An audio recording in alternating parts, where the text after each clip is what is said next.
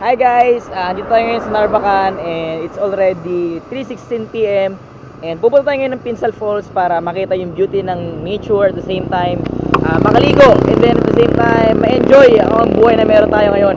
And kita-kits tayo din mamaya. See you guys, bye bye.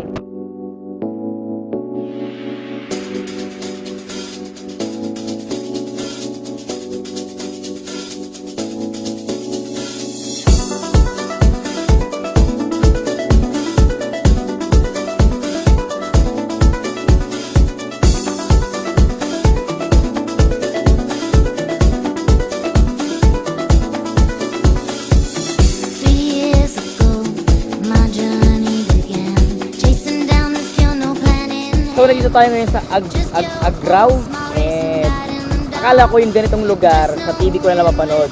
Kung mapapansin nyo dito sa likod ko, may daanan tapos ilog siya. Dati daw pala, malaking ilog din daw talaga daw. Tapos kapag pupunta ka sa Pinsal Falls, talagang dadaanan may ilog, doon ka dadaan. Pero dahil nag-i-innovate din sila, ito may daanan at the same time, may hanging bridge na kapag pwede kang hanging bridge na naman. Sobrang ganda rito and dapat talaga ma-experience yung makapunta ka rito kasi sobrang ganda talaga dito. Bye, kita-kits tayo doon. Bye! Baha, kaya maglalakad tayo papunta sa Pinsal Falls. Tara. Malayo pa ilalakad rin. Doon pa sa may bundok. Ayan o. Hi guys, kasama ko nga pala yung tito kong napakagwapo, si Tito Alex. And kasama din niya yung mga anak niyang makukulit. And magbabanding kami. Ayun, ang ganda. Oh. Ayun oh. Oh. Nakakabaliw. Dapat talaga makapunta ka rito, no? Tama. Tara. Lapit, excited. Ay, ganda. Ayun oh, kita mo. Ayun oh. Excited. Ayun siya. Yung kambing. Ayun yung kambing. So napakagandang tourist spot talaga to dito. And dami ring turistang nandito. Sila, pauwi na tayo. Kasi wala pa lang.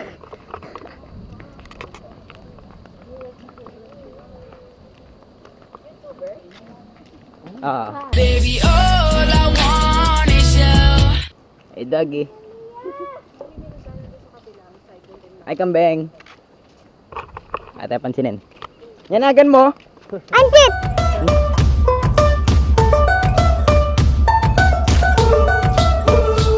Mataas pa lang ngayon ng falls. Mataas pa lang ngayon ng high tide, kumbaga. Kasi, nakikita nyo yun. Yung mga yun.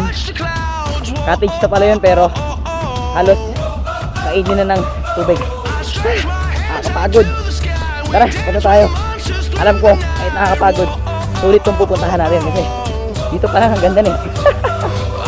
Sobrang ganda.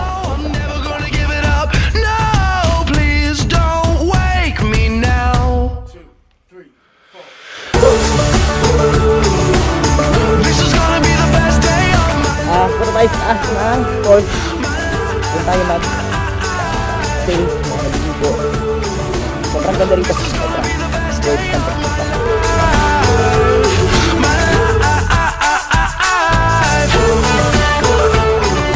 Sobrang sarap dito. Ganda rito. Sobrang, wala akong masabi kundi sobrang ganda, sobrang sarap ng buhay. And buti na lang may mga lugar na ganito para mapuntahan natin. Sobrang nakaka-relax, sobrang fulfilling. Wala akong masabi talaga. Speechless talaga ako. Buti na lang. Ilocano ako. Ito na yung running water. Pababa ng falls. Ayan siya. Simula dito, pababa na dito. Woo! Ano? Sasama next time. Dapat, wag ka lang mag-isip kasi parehas lang yung sagot doon.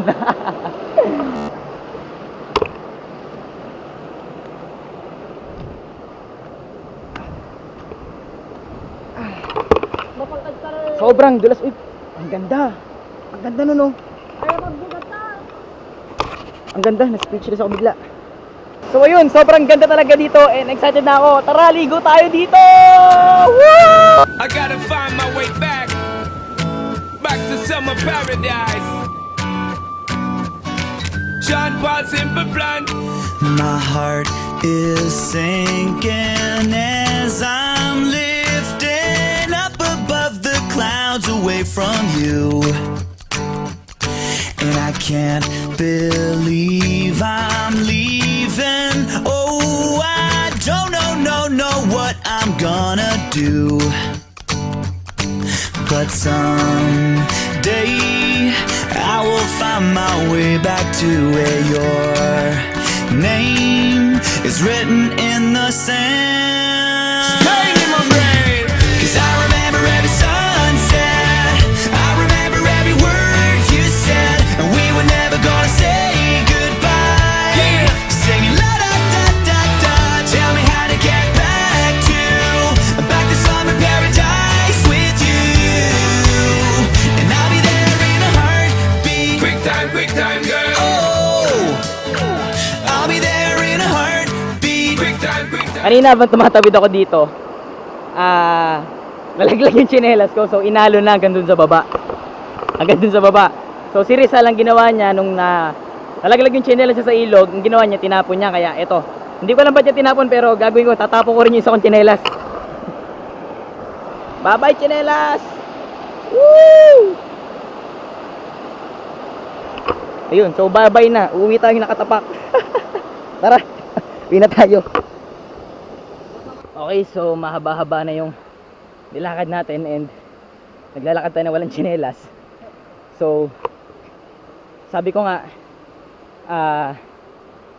ano ba naman yung magsakripisyo yung isang pares ng tsinelas kung meron ka namang isang unforgettable memory na dadalhin mo hanggang pagtanda mo, na may kakwento mo sa maraming tao yung experience ko rito sa Pinsal Falls. And tawag doon, alay. Alay para sa kalikasan. Kanina tinatanong ng tito ko kung kaya ko pa daw ba maglakad ng nakapaa. Sagot ko naman, sobrang ganda ng pagkakagawa sa ating mga tao na kapag naglakad ka na nakapaa, yung sarili mo mismong katawan gumagawa siya ng paraan para magkatsinelas ka. So ang nangyari sa atin, kumakapal yung kalyo natin sa paa, kaya ayun, para ka na rin nakatsinelas, wala na akong maramdaman. Sa sobrang kapal na ng kalyo ko siguro. Sa Manila, magpapaputs pa na ako. So dito kami sa may tindahan, may merienda lang. Ayun, ganda. Hiniram ko na yung tsinelas nandito ko kasi puro tayo na ng kambing yung natatapakan ko. Uwi na kami, bye-bye! I'd run 1,000 miles if I could run with you. Hi guys, gusto ko lang i-share yung experience ko rito. Sobrang saya, and alam mo yung sobrang saya mo, wala kang masabi, sobrang speechless ka.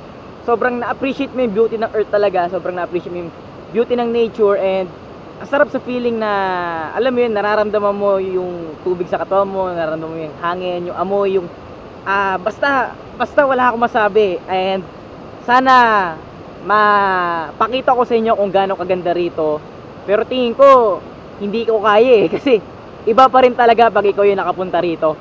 And kanina habang umaakit ako dun sa may taas dun, no, umaakit ako dun sa taas, hindi madali umakyat kasi madulas, kasi puro lumot, tapos nakapaa lang ako.